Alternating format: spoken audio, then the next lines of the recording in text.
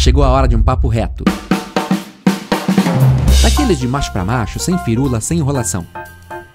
Não importa se você é o cara que passa horas na academia dando show no crossfit, se olhando no espelho e exalando testosterona, ou se é o famoso esquerdo macho que já desconstruiu até os próprios parafusos.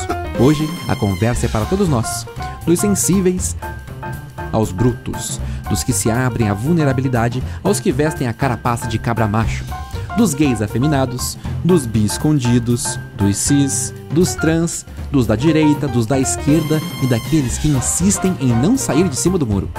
Enquanto as mulheres discutem suas posições na sociedade e conquistam novos espaços, a gente ainda tá medindo o tamanho do nosso pinto. Hoje eu faço a média com quem entende do assunto. Marcos Carvalho, sexólogo, com uma pergunta simples. Afinal de contas, o que é ser homem? Olá, seja bem-vindo ao Café com Média. Você, homem, seja bem-vindo ao nosso programa de hoje, especialmente para você, né? Homem masculino. Ser um homem feminino hoje afeta o meu lado masculino? Não sei, vamos conversar sobre isso. Então, já ajeita o seu saco pro lado, senta com a perna aberta, puxa o teu Campari. Porque hoje a gente vai conversar sobre masculinidade. E eu chamei aqui o nosso convidado super especial, o Marcos Carvalho, sexólogo. Tudo bem, Marcos? Beleza, e por aí? Tudo bem, cara, tudo tranquilo, tudo na paz. Hoje um papo de homem, né? Papo de macho, né, Marcos? Vamos lá. Vamos lá, um papo de macho, não sei o quê. Marcos, me diga uma coisa, assim, pensando aqui a gente vai falar sobre o ser homem hoje em dia, né? O que é ser homem hoje em dia? A primeira pergunta que eu acho que vale fazer é, na tua opinião, cara, o que é ser homem? É difícil responder, é difícil ser homem, né? É difícil ser mulher também, né? Hoje em dia as pessoas se sentem muito confusas, né, sobre essas categorias e num contexto de confusão fica até mais fácil surgirem ideias mais radicais, digamos assim, né, que às vezes até nos assustam, né, mas basicamente o que é ser homem? É a gente lidar com uma expectativa social, o que é esperado da gente como homem. Ainda tem um conjuntinho de regras ali que estão mudando, que homens deveriam seguir essas regras. Dentro dessas regras tem ideias, por exemplo, de que o cara tem que demonstrar iniciativa, de que o cara tem que ter certo status, de que o cara tem que ter potência. Então essas coisas ainda são exigidas socialmente de homens, pessoas lidas como homens. Sim, e quando a gente vai falar sobre masculinidade, eu acho que a gente tem hoje muita porcaria na internet. A gente tem muita gente que tenta falar sobre esse assunto, não entende muito desse assunto, e eu acho que a gente, quanto homem, está engatinhando um pouco quando a gente vai falar sobre o que é ser homem, né? Então, se eu for pegar aqui o movimento feminista, e os movimentos feministas já estão há décadas falando o que é ser mulher, qual é o papel da mulher, o que a mulher tem que fazer, o que a mulher não tem que fazer, o que a mulher pode, o que a mulher não pode. Você acha que a gente ainda está engatinhando com relação ao que é ser homem, o que um homem pode, o que o homem não pode? A gente está engatinhando no sentido de sair de uma confusão. Por quê? Eu não vejo tão negativamente essa confusão, tá? Antigamente os papéis eram muito mais definidos, né? Isso aqui é o que está no rol de homem, isso aqui é o que está no rol de coisas que mulheres podem fazer. E a gente, o humano, tem uma necessidade de classificar as coisas, de ordenar as coisas, né? Então no passado parecia muito mais delimitado ali. Isso é coisa de homem, isso é coisa de mulher, né? O movimento feminista tenta questionar muito esse padrão tão delimitado, né? Fala bastante sobre mulher, né? E começa a questionar que papéis que mulheres podem ter, que papéis que homens podem ter, né? E isso, para muitas pessoas, vem como confusão. Pô, não é mais tão definido, isso aqui é a caixinha de homem, isso aqui é a caixinha de mulher. Então a gente tá num momento de confusão, e eu disse que eu não vejo tão negativamente. Na verdade é bom, isso demonstra que a gente tá mudando. Entender ainda o que é homem, eu acho que existem masculinidades possíveis, né? Jeitos diferentes aí de a gente ser homem, né? E tentar traçar ali, ser homem é a gente voltar. É a gente voltar para um passado aí que era bem delimitado, e isso não era bom, não. Sim, você falou aí, a gente falou um pouquinho dos movimentos feministas, e a gente vai falar, lógico, sobre igualdade de gênero. E em que medida você acha que essa busca por igualdade de gênero pode afetar essa percepção que os homens têm de si? Ok, isso assusta muito, né? Porque uma parte dos homens acaba ficando assustada aí com essa luta por direito das mulheres, né? Porque se antes tinha aquele papel delimitado e agora posições tipicamente masculinas são ocupadas por mulheres, discursos antes que cabiam teoricamente somente para homens, hoje as mulheres enunciam também, isso assusta e gera muita insegurança, né? Então isso pode afetar a masculinidade gerando insegurança. Quando a gente está inseguro, a gente tenta se defender, se proteger de alguma forma. Inclusive a gente pode ir para os extremos nessa tentativa de se proteger. Sim, inclusive daí que a gente vê aquele movimento dos Red Pill, fui lá beber o meu Campari, tava tomando meu Campari, chegou a mina perdendo uma cerveja, não quero saber, quero pegar meu Campari. Quer dizer, esse negócio do movimento Red Pill que tá surgindo aí, sabe o que é o Red Pill? Já ouviu falar do Red Pill? Já ouvi sim. Você consome podcast de Red Pill, Marcos? Você tem a cara de quem consome podcast de Red Pill? Eu tomo Negroni, vai Campari, não sei se conta. Né? Então, mas isso é uma resposta que, quando eu vejo esse movimento Red Pill, eu vejo inclusive como uma resposta violenta ao que é a tentativa de igualdade de gênero dentro da sociedade, né? Me parece uma reafirmação daqueles padrões passados que a gente tinha, né? Nesses caras que falam, não, o homem... Porque, aliás, obrigado. Nós estamos aqui agora, chegou o nosso cafezinho, acho maravilhoso. Porque o Marco me falou antes da gravação que gosta de um café coado. A gente trouxe aqui uma prensa francesa, é isso? Uma prensinha francesa. Obrigado, viu? É só servir na xícara. É só servir na xícara. Muito bem, obrigado. Valeu. Você quer adoçante ou você... Não, sem açúcar. Eu só tomo com adoçante, mano. Aqui pra mim é só no adoçante. Então, assim, você acha que tá mais violento essa reação masculina? Parece que sim, a gente tem dados, principalmente por busca do termo Red Pill, que aumentou muito, dados do Google Trends mostrando isso pra gente, né? E vem como uma reação, né? Qualquer movimento de mudança social, ele vai ter reação, e geralmente reações bem radicais, as mudanças mesmo, né? Porque mudança gera desconforto nos humanos, né? Por conta das mudanças estarem aceleradas, ainda muita coisa precisa mudar, muito espaço precisa ser conquistado pelas mulheres, né? Um grupo de homens pode se sentir aí mais atento a isso, mais ameaçado até, e propor que a gente retorne para um modelo mais antigo, né? Esse tipo de discurso, para muitas pessoas que vêm em confusão sobre, qual que é o meu papel como homem, porque eu não consigo me dar bem, como que eu manejo relações interpessoais com mulheres, principalmente, para um grupo que está se sentindo confuso, quando existe um discurso ali que traz uma verdade absoluta, homem funciona assim, mulher funciona dessa outra forma, e você deve se comportar como um homem, e é isso que a gente espera de uma mulher, isso traz um certo conforto para essas pessoas. É verdade. Se a gente está confuso e está inseguro e tem um discurso tão fechado, discurso fechado traz segurança, né? Então, quando a gente não coloca nuances e tudo mais, a gente coloca coisas como certezas, isso traz uma certa paz, né? Então, esses movimentos, eles acabam progredindo. Qual é a medida, a diferença? Porque quando eu vejo esses movimentos como uma tentativa de busca pelo masculino, na medida em que as mulheres estão evoluindo na busca pelo feminino há muito tempo. Em que medida eu posso falar que o homem, por exemplo, tem que se valorizar? Que o homem, que é uma coisa que acontece muito em podcast Red Pill, o homem tem que se valorizar, o homem tem que se amar, o homem tem que não sei o que, beleza. Eu até concordo muito com isso, o homem tem que se valorizar e tem que se amar. Como qualquer pessoa tem que se valorizar e tem que se amar. Em que medida falar que o homem tem que se valorizar resvala num machismo ou num discurso de violência? Concordo exatamente com o que tu falou, né? Humanos precisam se valorizar, né? Então, a gente se valorizar não significa fazer isso em detrimento da condição da mulher, né? Você se valorizar não significa você achar inválido que mulheres também o façam.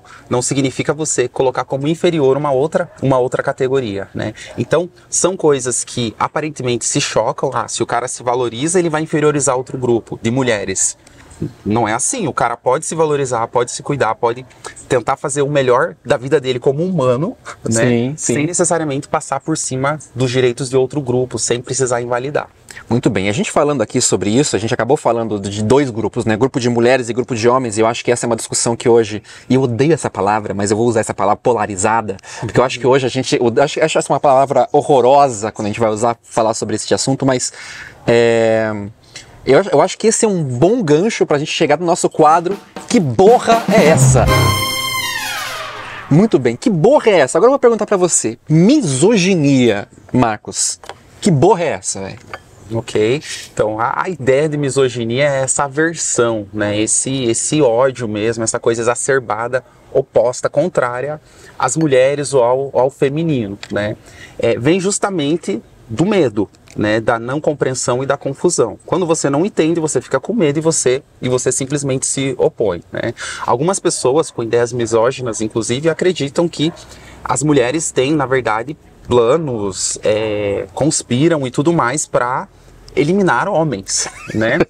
Pode ser que alguma mulher queira eliminar homens, né? É possível. É possível. Inclusive, eu acho bem possível, do jeito que tá hoje em dia, acho bem possível. Né? Mas isso não é a realidade, né? De uma categoria toda, né? Uhum. Então essas ideias misóginas, elas vão realmente se compor ali de discurso contra as mulheres, desde ocupação de espaço público, de cargos, ou de questionar direitos que as mulheres possam vir a ter, ou ideias de igualdade de gênero. Ideias de igualdade de gênero incomodam muito.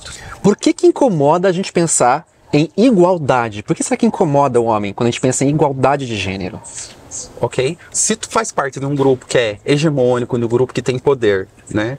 E você começa a ver que outro grupo que era subjugado agora fica na mesma posição, isso costuma gerar desconforto. Né? Humanos gostam de se sentirem assim um pouco acima, né? Em qualquer âmbito, né? Então, se tu fazia parte de uma identidade ali que era muito valorizada socialmente e agora tem um outro grupo que está com o mesmo nível de poder, não está ainda, né? As mulheres estão em luta, né? Mas que desponta para isso gera insegurança. Então, a igualdade passa a ser sentida como ameaçadora. Sabe o que você fala? A gente estava conversando, eu lembrei de um print que eu vi na internet que eu achei maravilhoso e vai conversar tanto com a questão de masculinidade quanto a tua profissão como sexólogo. Eu lembro de um cara falando assim, falando a sério, velho, falando a sério.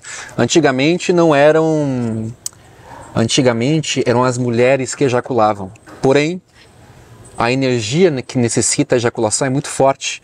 Portanto, elas morriam quando ejaculavam e agora os homens ejaculam. Quer dizer, uma ignorância, assim, enorme. Você já viu esse tipo de ignorância do ponto de vista sexual, especialmente do ponto de vista ligado à masculinidade, assim, no teu consultório ou nas tuas pesquisas? Então, a gente vê que até comportamento sexual tem se modificado, né? O que se espera de homem, o que se espera de mulheres, claro, não é regra para todo mundo, né? Mas alguns mitos estão sendo derrubados, né? Por exemplo, a ideia de que mulheres têm muito menos desejo sexual, de que não querem relação sexual, de que não podem iniciar as coisas, né? E isso também choca nessa ideia de não ter mais regras tão definidas, né? Por exemplo, era uma ideia muito recorrente a de que os homens iniciariam relação sexual, né? Ainda muitas mulheres esperam isso de homens. No entanto, isso mudou bastante e muitas mulheres iniciam. Alguns homens, em relações heterossexuais, acham isso legal, mas uma parte importante fica inseguro, né? A iniciativa da mulher, se a mulher inicia, necessariamente eu vou ter que ter relação sexual. Aí o cara fica com aquela sensação de obrigação e pode até ter alguma dificuldade sexual ali. Sim. Putz, isso é uma coisa muito, muito interessante que você falou, porque quando a gente fala de sexualidade e masculinidade, a gente corre o risco de estar falando muito sobre masculinidade de homem hétero. A gente corre muito esse risco. Então a gente sabe que a sexualidade humana sempre foi muito diversa. Eu acho que a gente cada vez mais percebe as mudanças da sexualidade humana e da sexualidade masculina, que é o que nós estamos falando assim. Como é que essa mudança ou essa aceitação, esse crescimento da informação sobre o que é a sexualidade afeta o papel do que é ser masculino na sociedade? Ou seja, um homem gay é um masculino diferente de um homem hétero? Um homem pan é um masculino diferente do homem gay? Que masculino é esse? Ok. As ideias sobre masculino afetam todas as orientações sexuais, né? Então vai respingar em todo mundo, né? Então, ainda o padrão é heteronormativo. Então, o jeito considerado certo, e coloco muitas aspas aqui, é o homem heterossexual padrão, com um conjunto de comportamentos considerados masculinos, né? Esse padrão de homem acaba respingando, por exemplo, no padrão de masculinidade para homens gays. Então, muitas vezes, homens gays que têm comportamentos considerados não tão masculinos, considerados afeminados, por exemplo, eles podem sofrer preconceito até dentro do próprio grupo de homens gays. Então, essa masculinidade afeta as mais diversas orientações sexuais. Para um homem gay, por exemplo, muitas vezes pode até gerar confusão, né? Porque ele pode buscar se encaixar nessa ideia de masculinidade hegemônica, mas ele não se encaixa 100% porque ele não é heterossexual, né? Então, isso é mais um componente ali da confusão, digamos assim, né? E, na verdade, repito, eu não estou dizendo que essa confusão necessariamente é ruim. Existe essa confusão porque as coisas estão mudando. Não tem mais aquelas duas caixas separadas, homem heterossexual, mulher heterossexual, e o mundo se resume a isso. Uma coisa que você falou agora que me veio muito na cabeça é como me parece muito semelhante o preconceito que o homem afeminado gay tem dentro da comunidade gay com relação ao preconceito que uma mulher cis tem dentro de uma sociedade hétero, né? Existe uma compreensão de que esse homem está transgredindo o que é ser masculino ao ser afeminado, né? Ao ser um homem mais feminino, mais afeminado, ele transgride aquilo que é esperado dele enquanto homem. E por isso sofre, é visto como menor, visto como mais baixo, como... Eu imagino que tenha uma relação com machismo muito forte, né? Não é necessariamente contra a mulher, mas contra o feminino. Estou errado nisso que eu estou pensando? Misoginia.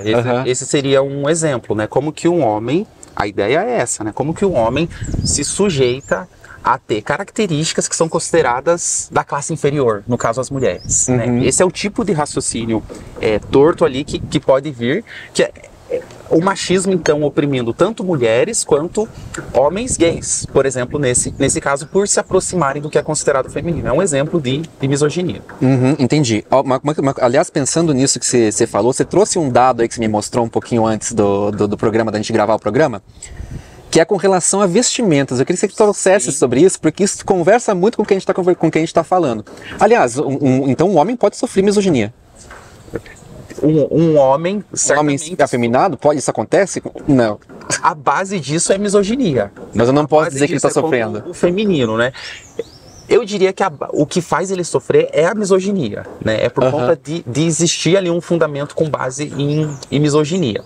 Se a gente coloca a misoginia como ódio ao que é feminino e esse cara tem traços do feminino, é possível a gente afirmar que sim. Mas eu não queria aqui invadir o espaço que é das mulheres, de luta e tudo mais. Perfeito. Certo? Então, com essa ressalva. Vamos lá. Sobre essa pesquisa do Instituto IDEA, dá algumas ideias pra gente de como que o homem brasileiro pensa sobre uma série de coisas aí, desde vestimenta até comportamento, né? Tem alguns dados aqui que chamam a atenção, né? Por exemplo, do que os homens usariam ali de vestimenta, de adorno e tudo mais, e o que não usariam.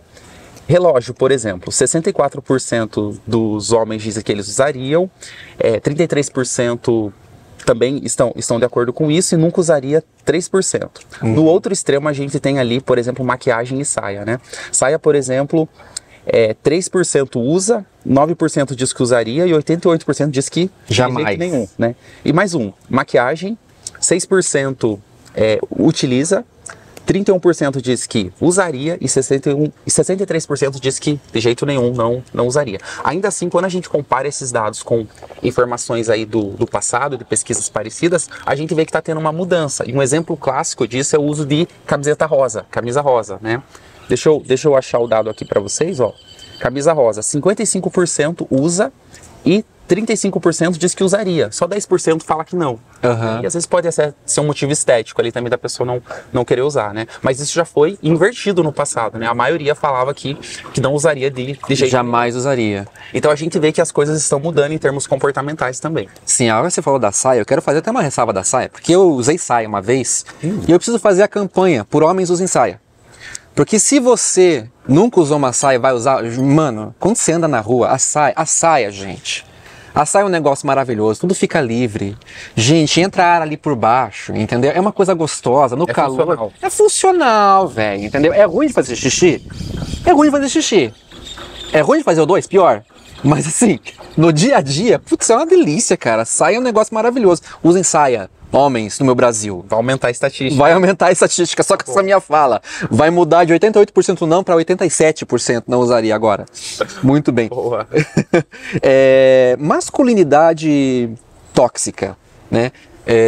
Você já pegou no teu consultório pacientes que você vê que de repente tem um problema com a mulher, um problema com a parceira, e você percebe que na verdade o problema é com a forma como ele entende o que é ser homem, o papel dele nessa relação?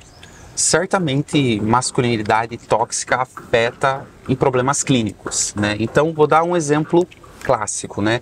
A ideia de que o homem tem que estar sempre disponível para transar, e se ele não transar na hora que ele acha que ele deve transar ou em todas as situações possíveis, ele é menos homem, né? Esse tipo de ideia é uma ideia que vem aí da masculinidade tóxica, uma obrigação pro sexo.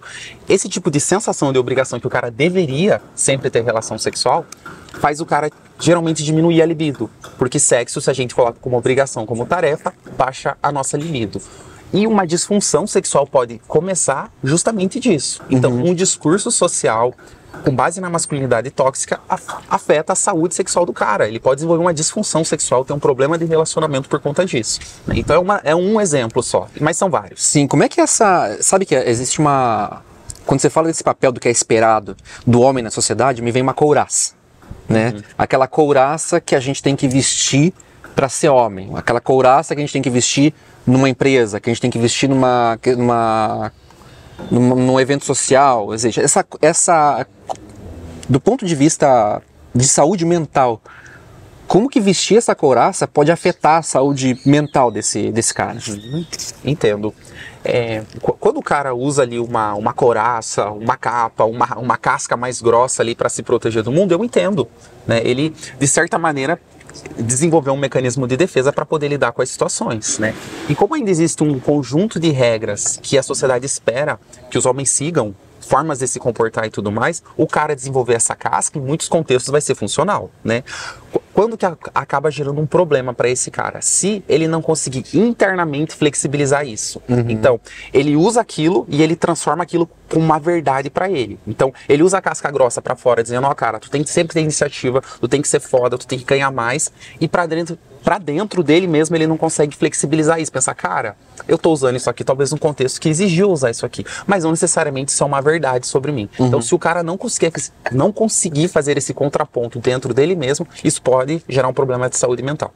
E como é que a gente encoraja os homens para que eles sejam mais vulneráveis, cara? Ser vulnerável, né? Como é que a gente encoraja esses caras para tirar essa couraça e deixar a vulnerabilidade chegar um pouquinho mais neles? Primeiro, né, por que é importante a gente ficar vulnerável, né? Quando a gente fica vulnerável, a gente desenvolve intimidade com as outras pessoas. E desenvolver intimidade é um jeito da gente melhorar a nossa saúde mental, porque você se sente à vontade para poder falar de coisas que você considera feias, parte sombra sua, para outra pessoa. E é muito bom a gente sentir que tem esse espaço com alguém para poder fazer isso, né? Como que o cara consegue fazer isso, né? Ele vai ter que dar o primeiro passo, né? Geralmente, quando o cara fica vulnerável e dá o primeiro passo, ali com um amigo, um familiar, alguém do convívio, aumenta a chance da outra pessoa também dar esse passo de vulnerabilidade, né? Uma das maneiras da gente estimular isso é mudando o discurso, porque assim, cara, ficar vulnerável não é ser fraco, é você ser corajoso pra caramba. É ser muito corajoso tu ficar vulnerável, né? Em prol da sua saúde mental, em prol de você ter boas conexões, você se permite ficar vulnerável. Então, uma primeira ideia é essa. Se o cara escolhe ficar um pouco mais vulnerável, falar de um negócio ali dele que é mais íntimo, um ponto que dói, uma insegurança que ele tem, uma insegurança de relacionamento, insegurança sexual, insegurança financeira, e ele consegue comunicar isso para outra pessoa, isso é coragem. Boa, muito boa. Muito bem, cara, acho que tá no momento em que a gente vai num outro momento no programa. Aliás, quer mais um cafezinho? Não, tá tudo certo? Tá certo, tudo bem, tudo tranquilo, ainda tá indo. Mas um momento do programa que agora é o momento das perguntas que a gente não sabe o que vai sair de perguntas. Agora é o momento surpresa, Marcos. Porque o nosso quadro é No Coador é Melhor. Então vamos lá. No Coador é Melhor, eu tenho aqui um coador. Não é um coador? Isso aqui é um coador, produção? É um coador ou é um café? É um coador, né? ou o coador é o que vai dentro? Na tua opinião, Marcos, o que é o coador? É o que é isso ou é o que vai dentro? Eu não estava preparado para essa pergunta, mas eu acho que é um sistema de coador. Um sistema de coador. E outro negócio. Perfeito. Falta o filtro. O filtro é o coador. Muito boa. Eu tô aqui com algumas perguntas. Eu vou sortear elas aqui e vou fazer para você. Não sei o que vai sair. Vamos lá. Pergunta número 1. Homem que é homem. É para eu completar? Homem que é homem. Homem que é homem. Homem que é homem. Entende que essa é uma condição colocada socialmente. Ele se questiona. Muito bem. Vamos para outra. Vamos perguntar aqui.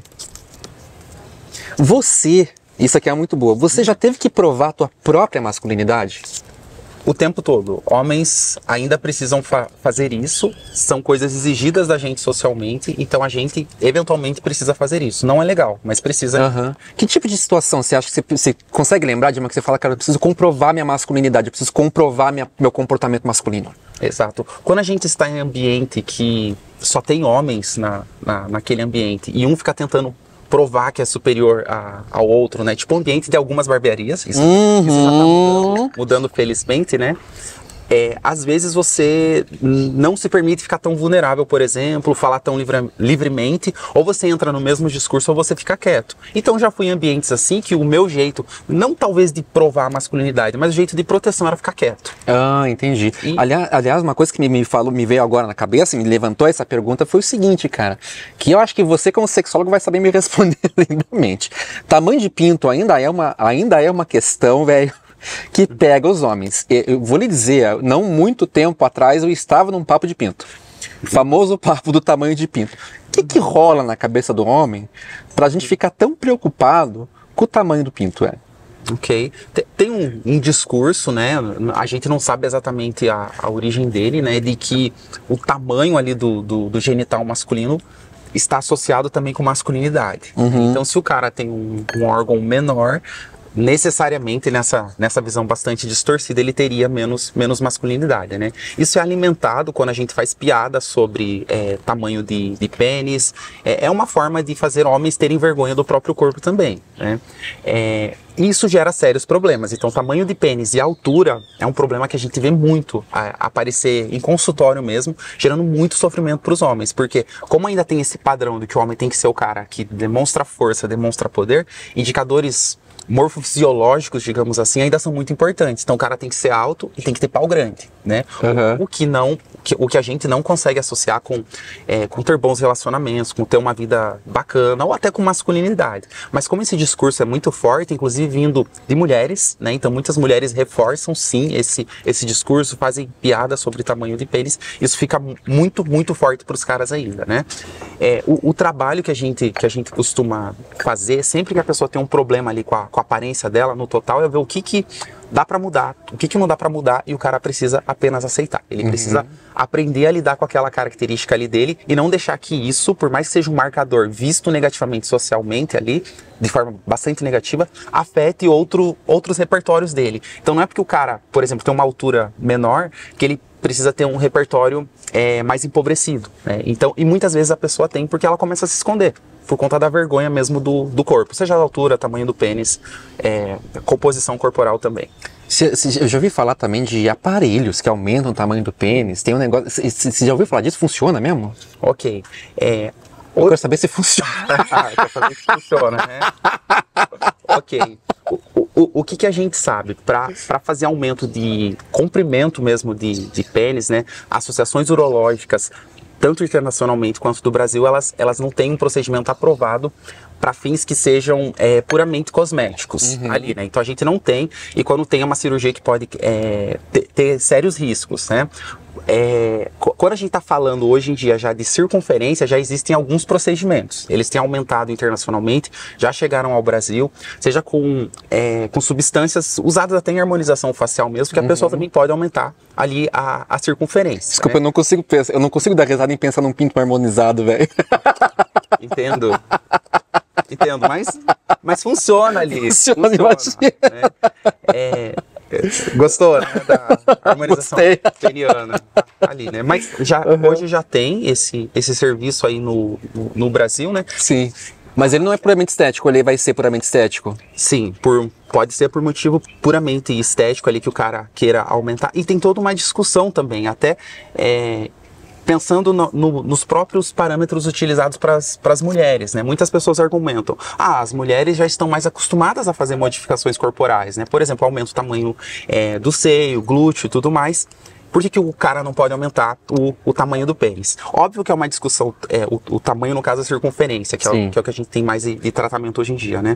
É uma discussão em aberto, a gente não discorre em verdades sobre isso, cada pessoa vai buscar entender ali qual que é a motivação dela para fazer o procedimento. Mas hoje já existe. Já rola, muito bem. Vou pegar mais uma aqui. Por que o homem não chora? Chora. Chora sim. E aí, de onde é que vem essa conversa? Eles não costumam mostrar, né, por conta de punição social. Quando a gente é punido por um comportamento, a tendência é que ele baixe de frequência, né?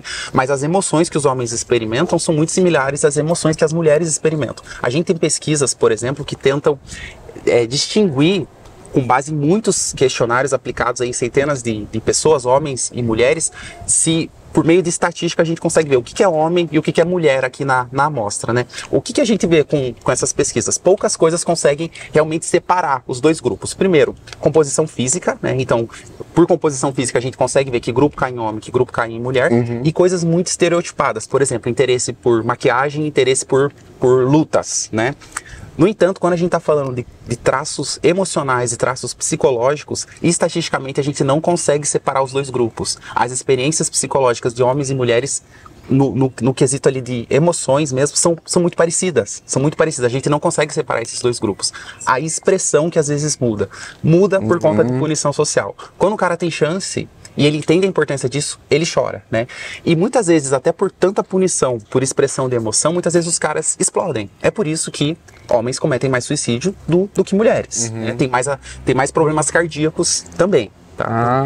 Interessante. Por essa dificuldade aí de expressão emocional também é um fator que pesa. Vou pegar mais uma última pergunta aqui, vamos ver. Já tive que fazer por ser homem.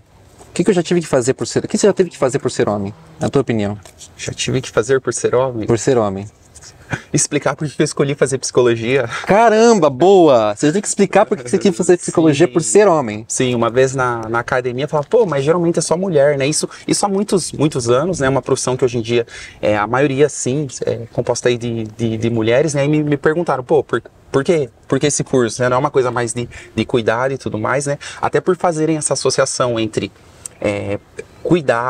profissões de cuidado, profissões que você precisa ali lidar com emoções, com sentimentos, com mulher. E não necessariamente, tem mulher que vai detestar isso. Sim. E caras que vão ser muito habilidosos para fazer isso. Mais uma vez repetindo aquela ideia de que antes existiam ali as caixinhas separadas do que é ser homem e do que é ser mulher. Homens são de Marte, mulheres são de Vênus, nada a ver, né? E hoje a gente está questionando bastante isso. Muito bem. Marcos, nós estamos chegando ao final, mas antes disso, eu queria ir para o nosso último quadro, que é o Faz a Média. Faz a média pra gente aí, Marcos, do que você acha que as pessoas podem pesquisar, buscar, se informar para entender um pouco mais sobre o que é ser masculino. Ok. Uma sugestão de documentário, que é bem fácil de achar, é só botar no YouTube que acha, O Silêncio dos Homens. A ideia é que, assim, por mais que o cara discorde do tipo de abordagem, do que vai ser colocado lá, o cara se permita ter uma abertura para assistir, né? Essa couraça que a gente coloca como homem, muitas vezes nos impede até de questionar certas coisas, né? Nos impede de ter uma abertura para ouvir algumas coisas sobre a nossa condição de homem. Esse documentário tem uns 4 anos aí já, né? Ele coleta vários depoimentos de homens, como foi a construção de masculino para eles, né? Então é de fácil acesso aí, é uma boa para assistir. Boa, O Silêncio dos Homens, é isso? Isso. O Silêncio dos Homens. Muito bem.